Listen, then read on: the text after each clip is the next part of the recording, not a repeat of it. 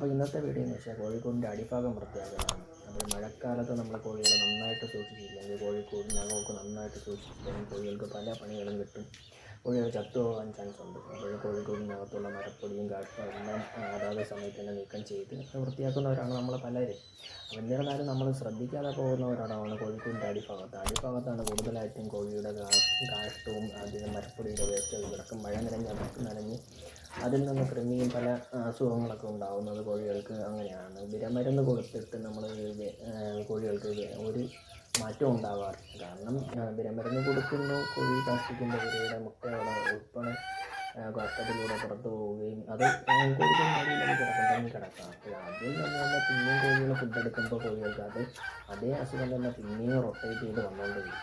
അതുകൊണ്ട് നമ്മൾ എപ്പോഴും ക്ലീൻ ചെയ്യുമ്പോൾ നമ്മൾ കോഴിക്കൂടിൻ്റെ അടിഭാഗം കൂടെ നന്നായിട്ട് ക്ലീൻ ചെയ്ത് എപ്പോഴും നല്ല ക്ലീൻ ആയിരിക്കണം. കോഴിക്കൂടിൻ്റെ പരിസരം എല്ലാം നല്ല ക്ലീൻ ആണെങ്കിൽ നമ്മുടെ കോഴികൾക്കെല്ലാം നല്ല ആരോഗ്യം കാണും, ഒരു അസുഖവും കാണില്ല, അസുഖമൊന്നും കാണാതെ നല്ല ആരോഗ്യത്തോടെ തന്നെ നിൽക്കും.